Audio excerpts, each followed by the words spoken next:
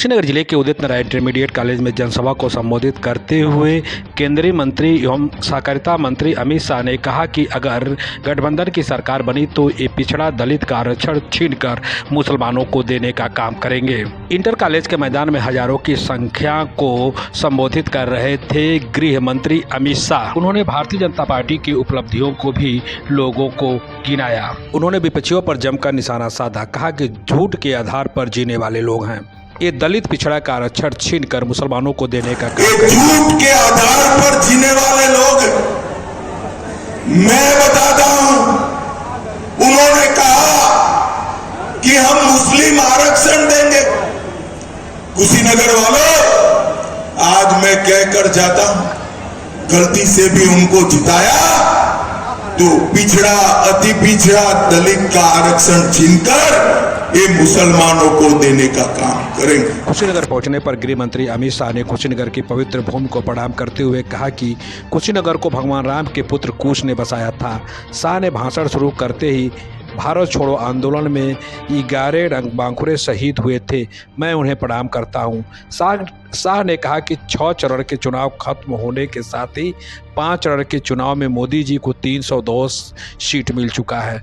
शाह ने राहुल गांधी को राहुल बाबा कहते हुए 40 सीट भी पार करना मुश्किल बताया। साथ ही शाह ने सपा अध्यक्ष अखिलेश यादव को अखिलेश बाबू कहते हुए 4 सीट नहीं होगी इस बार, उसको लेकर निशाना साधा।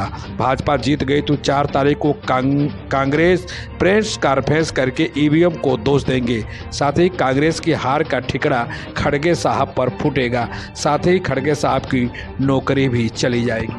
राहुल बाबा, आपकी पार्टी को 40 भी पार करना नहीं है, मेरी बात याद।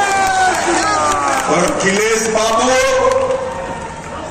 कितना भी आपके प्रति सहानुभूति से मैं बात करूं, आपका 4 भी पार नहीं होना है।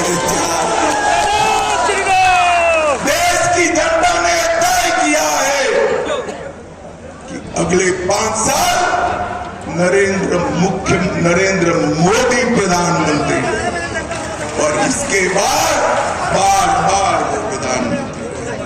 भाइयों बहनों, 4 तारीख को मोदी जी दोपहर को आप देख लेना, ये राहुल बाबा के लोग प्रेस कॉन्फ्रेंस करेंगे कि ईवीएम के कारण हम हारे।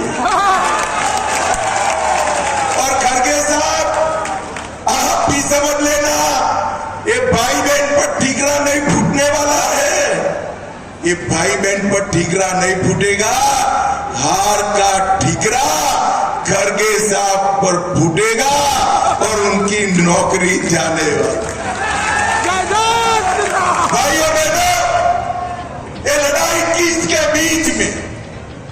एक और नरेंद्र मोदी है, जिसने एक अति पिछड़े के घर में जन्म लेकर पूरे देश को आगे बढ़ाने का काम किया।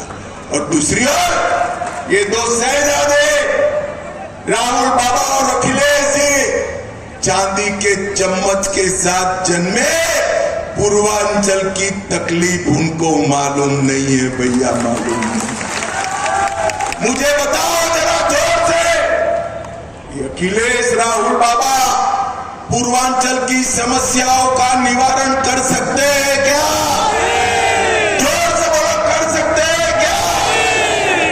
भाइयों बहनों, एक और नरेंद्र मोदी है, 23 साल तक प्रधानमंत्री मुख्यमंत्री रहते हुए इन पर 25 पैसे का आरोप नहीं लगा है, 25 पैसे का। और दूसरी ओर ये 2 शहजादे 10 साल में 12 लाख करोड़ के घपले, घोटाले, भ्रष्टाचार करने वाले लोग, और उनको इस देश का मौसम राज नहीं आता। राहुल बाबा हर 6 महीने में गमछा लगा कर बैठे। पूर्वांचल की गर्मी उनसे सहन नहीं होती, हर 6 महीने में बैंकॉक थाईलैंड चले जाते हैं।